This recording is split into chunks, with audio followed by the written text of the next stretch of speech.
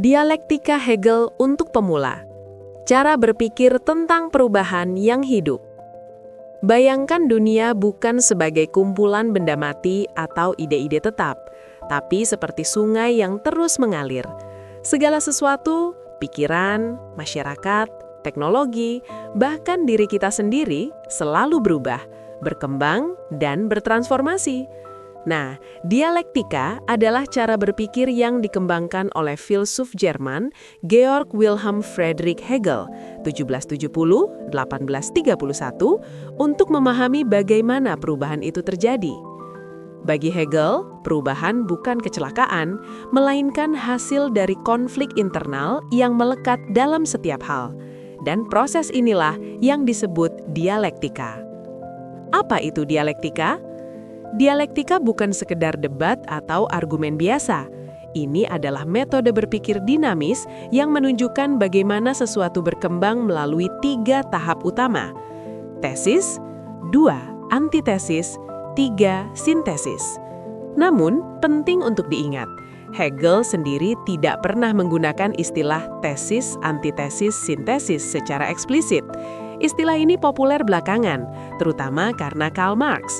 Tapi untuk mempermudah pemahaman, kita akan gunakan kerangka ini, dengan catatan bahwa prosesnya jauh lebih hidup dan kompleks daripada rumus matematika. 3 momen dialektika, dijelaskan dengan sederhana. 1. Tesis, titik awal. Ini adalah kondisi, ide, atau sistem yang sedang berlaku, tampak stabil, masuk akal, dan benar pada waktunya. Contoh, di sekolah, guru mengatakan, kedisiplinan adalah kunci sukses. Dalam politik, demokrasi liberal adalah bentuk pemerintahan terbaik. Dalam diri sendiri, aku harus selalu tegas agar dihargai. Tapi di balik permukaan yang tenang, ada benih ketegangan. Tesis selalu menyimpan kontradiksi internal atau sesuatu yang tidak sepenuhnya cocok dengan dirinya sendiri. 2. Antitesis, munculnya penentangan. Kontradiksi dalam tesis mulai menuntut ruang. Muncullah lawan, tantangan, atau pengalaman yang bertentangan. Contoh, siswa mulai merasa kedisiplinan itu menekan kreativitas mereka.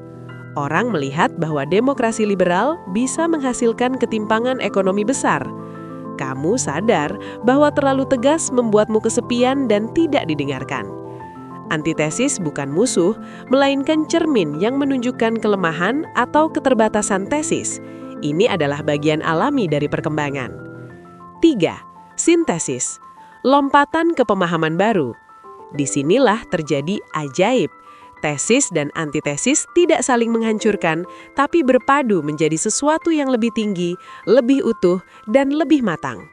Contoh, sekolah mengembangkan sistem yang menyeimbangkan disiplin dan ruang kreatif. Masyarakat menciptakan model demokrasi yang juga menjamin keadilan sosial, misalnya negara kesejahteraan. Kamu belajar menjadi tegas dan empatik, 2 hal yang tadinya terasa bertentangan. Sintesis bukan akhir, ia segera menjadi tesis baru yang juga akan menghadapi kontradiksinya sendiri. Dan siklus dialektika terus berjalan. Kontradiksi internal, mesin perubahan. Salah satu gagasan paling revolusioner Hegel adalah kontradiksi itu wajar, bahkan sehat. Dalam logika biasa, jika A sama dengan benar, maka tidak A sama dengan salah. Tapi bagi Hegel, realitas justru hidup karena mengandung A dan tidak A sekaligus. Contoh sehari-hari, cinta mengandung kebebasan, kamu bebas memilih, dan keterikatan, kamu memilih untuk setia. 2 hal yang tampak bertentangan, tapi justru saling melengkapi. Kemerdekaan, negara merdeka harus bebas dari penjajah, tapi juga harus punya aturan bersama, artinya kebebasan individu dibatasi demi kebebasan kolektif. Kecerdasan buatan, mempermudah hidup, tapi juga mengancam privasi dan pekerjaan manusia. Kontradiksi ini bukan kesalahan, itu mesin evolusi. Perubahan kuantitas menjadi perubahan kualitas.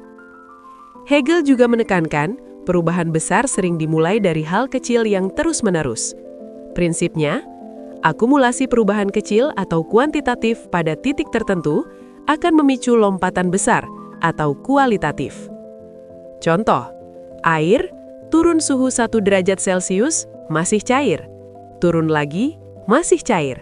Tapi saat mencapai 0 derajat Celcius, terjadi lompatan kualitatif.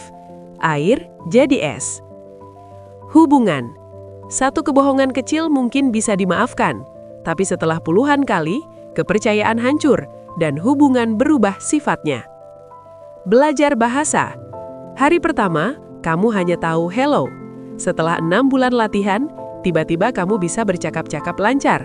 Kualitas kemampuanmu berubah. Revolusi. Rakyat mungkin sabar dengan pajak kecil, korupsi ringan, atau harga naik sedikit. Tapi saat semua itu menumpuk, ledakan sosial tak terhindarkan. Dialektika dalam kehidupan nyata. Mari lihat bagaimana dialektika muncul di berbagai bidang. Pertumbuhan pribadi. Tesis, aku harus sukses agar dicintai. Antitesis, aku sukses tapi tetap merasa kosong. Sintesis, aku belajar mencintai diri sendiri terlepas dari pencapaian dan justru jadi lebih damai dan produktif. Teknologi dan media. Tesis, koran cetak sama dengan sumber informasi terpercaya.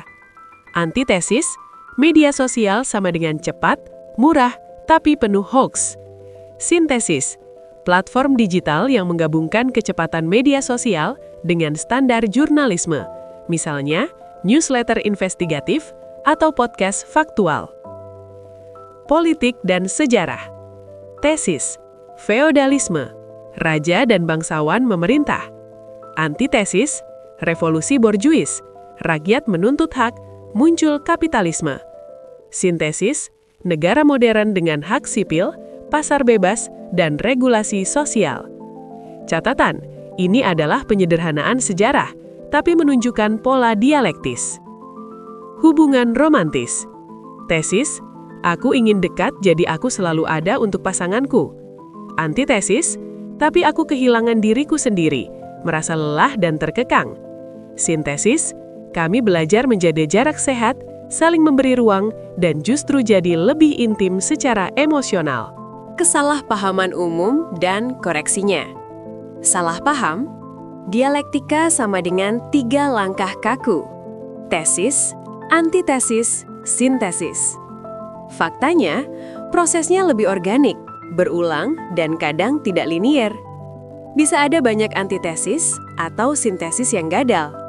Salah paham, sintesis sama dengan kompromi 50-50.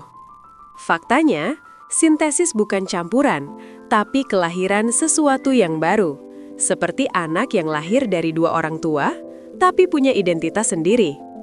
Salah paham hanya berlaku untuk filsafat atau politik. Faktanya, dialektika ada di semua aspek kehidupan, dari cara kamu belajar, berelasi, hingga memilih karir. Penutup, dunia sebagai proses, bukan benda. Dialektika Hegel mengajak kita berpindah dari pola pikir statis, ini begini, titik, ke pola pikir proses, ini sedang menjadi. Dalam dunia yang penuh gejolak, perubahan iklim, krisis makna, percepatan teknologi, cara berpikir dialektis bukan cuma alat filsafat, tapi keterampilan hidup. Karena pada akhirnya, kebijaksanaan bukan tentang menemukan jawaban tetap, tapi belajar menari dalam arus perubahan itu sendiri.